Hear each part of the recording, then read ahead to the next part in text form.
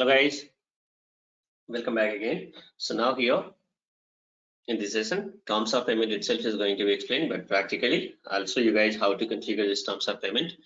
So now,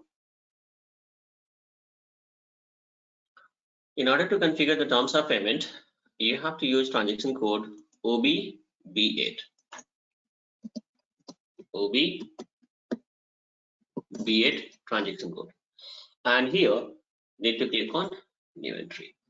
Give your code. I'm going to give TM30. You can give any code, guys, and once whatever code we have given here, right, once the code which is given here, that cannot be used. Let's suppose if you are going to do the practice, and even if you are also using the same server, whatever server, let's suppose if you have taken the server connections from me, then what to say, in this server, it means in this server itself you guys are also going to do your configuration. So TM30 you cannot use.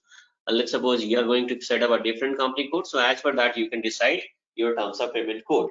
So it could be numeric, it could be alphabetic, it could be alphanumeric, both. Now here, so I have given here this code you have to give.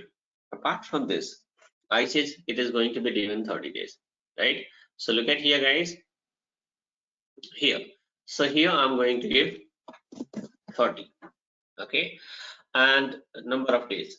Here in number of days means in how many days it is going to be due. So that is going to be given here. And look at here, explanations. It is showing right now payable immediately due net. Okay. So here, if you press enter, immediately the explanation is going to be changed. Press enter and look at here, within 30 days due date. The explanations as per whatever we are going to give here, as per that the explanation is going to be changed. So here I'm going to keep the same name here under text field, okay. And your own explanations means, let's suppose if you want to give details in a different language, then you can give here, like let's suppose there are certain language which is acceptable in SAP.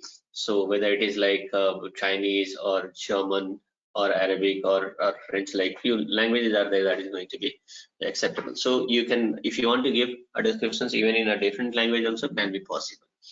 Now, the major important things you have to see here in terms of payment, and if somebody is going to ask the questions from terms of payment, they will ask a question, what do you mean by baseline date? So that you need to focus. What is this baseline date, right? So look at here, guys, the baseline date is this one. This is, okay. So now, what is this baseline date? Now, so baseline date could be, look at here, so we are having no default, posting date, entry date, document date. Okay, so I'll show you. Now here, generally what happens, I'll just do one thing. Okay. So now, baseline date. First of all, I need to save it. Let me save it. Press enter. Now here, in baseline date, so what is going to be baseline date, guys? I'll tell you. System is saying that baseline date could be like posting date, document date, entry date, or no default. These four options are there. So we need to understand what is this baseline date. Now, generally, I'll quote an example here, because posting date. Let's suppose there is an invoice. There is an invoice which we have received from vendor, since we are in account payable. So let's suppose take example of vendor itself. There is an invoice which we have received from vendor. Okay. So on the invoice, what will happen, guys? Invoice date is going to be printed. Invoice date is going to be printed, guys, right? So that invoice date is, let's suppose, this is the invoice date which is printed on the invoice. So this is called either invoice date, either it is invoice date, or else it is called document date also. Okay, document date also. Either you can say invoice date or you can say in document. I'm typing in shortcut, guys, invoice date or document date, both are same. So whatever the date is printed on invoice, that is called document date. Okay, now the next one is called posting date. Let's suppose this invoice vendor had sent through courier and we have received on this date. So when we have received, guys, we have received on 5th. So see, as per accounting rules, generally the transaction must be posted whenever it is taking place. So once you have received the invoice, it means what is happening, guys? It means vendor has sent you the invoice. It means this is a kind of transaction. You must have to post it. So if it is received on 5th, then it was supposed to be posted on 5th itself. It is supposed to be posted on 5th itself. So what is happening? This is called posting date. It means the date on which invoice is going to be posted, right? Now, but the problem is, let's suppose whoever the user is there, in the sense data monitor employee, let's suppose whoever the responsible person is there who is going to post the invoices. This invoice we have received on the, like, let's suppose post lunch, in the sense like after 2 p.m. So what will happen? This invoice, let's suppose post 2 p.m. this invoice has been received, and whoever the user is there, let's suppose thought, okay, I'll just do one thing. I'll post this invoice tomorrow. I'll post this invoice tomorrow. So in that case, what is happening, guys? The invoice is going to be posted on which date? It is going to be posted on this date. Okay. So this is called entry date. This is called entry date. But the thing is, generally what is happening while posting the invoice, what that guy is going to do. Now here, I'll just show you. So invoice, let's suppose it is received. If you go to, let's suppose FB60 is the transaction code by which we are posting the invoices, right? So here vendor number is given, right? Invoice received on 01/08/2000. So this is document date. Posting date supposed to be, it is supposed to be posted on, what to say, 5th, but today is 6th, right? In posting date, I'm going to give 5th only. 5th, what is the 6th? So invoice date I have given 01, in the sense 1st of August. Posting date I have given 5th of August, right? But in background, automatically, once you post a transaction, in background system is going to, and that is going to be updated in the form of entry date. This is why SAP is like, let's suppose, so that is what I'm saying, guys. If somebody is trying to post the invoices in a back date, right? Still, during audit, auditor will come to know that on which date exactly it was posted. So in entry date field, and we don't have any control. Document date, you can keep whatever you want.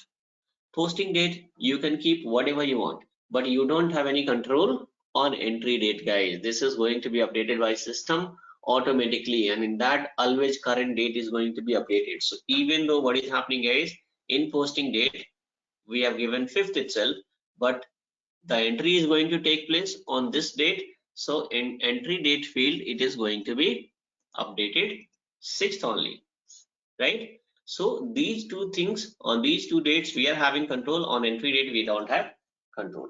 Now the question is here, the question is like, okay, again there will be a question in your mind, why I'm explaining these things. So of course there is a reason to explain this. I said that, okay, we agreed that invoices are going to be due in 30 days. So now the question is, 30 days from which date, right? If 30 days is going to be calculated from document date, a different due date is going to be. From posting date, a different due date is going to be calculated, or sometime if entry date is different, then different due date is going to be calculated, right? So this is also supposed to be negotiated with the vendor, and as per that, once you set up the terms of payment here, that we are going to decide that, okay, it is posting date.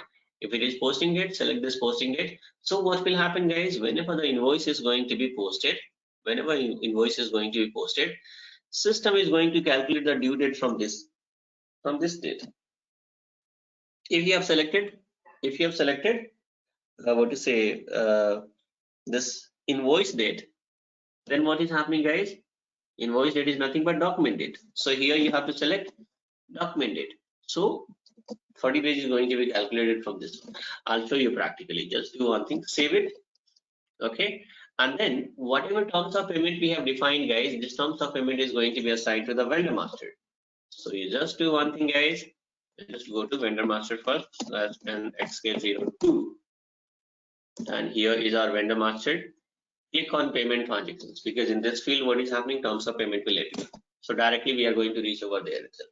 And if you remember, in previous session, as I told you, like you just do one thing, give any standard terms of payment, in the sense predefined terms of payment for the time being.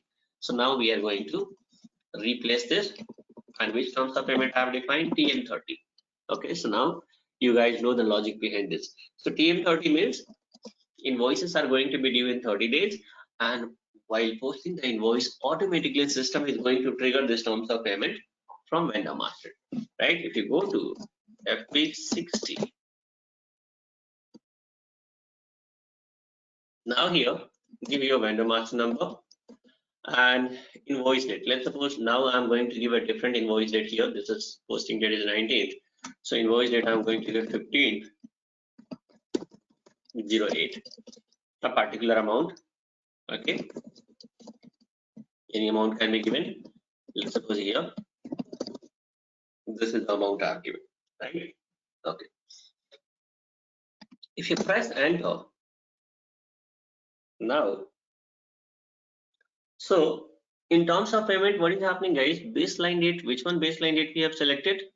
19th of this one. I'll come back here now. So here baseline date, let's suppose 15th. This is the date on which, sorry, 19th. Okay, on this date, and this is 15th. Okay, now what is happening? Ignore this one. Okay, so now what is happening, guys? 30 days calculation is supposed to happen from which date? Posting date or document date? So first of all, which terms of payment system is going to consider, guys? So terms of payment already we have assigned in the vendor master, TM30. And what is the setting in TM30, guys?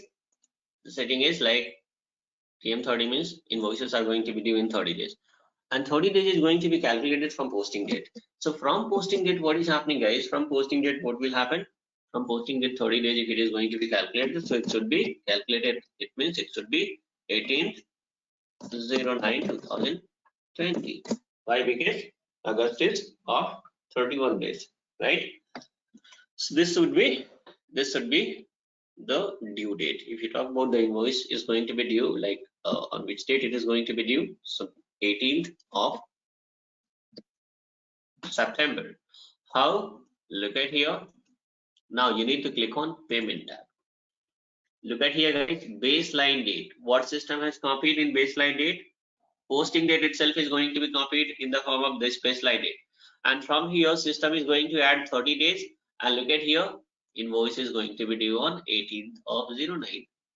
This is how the calculation is pretty simple, guys. Save it.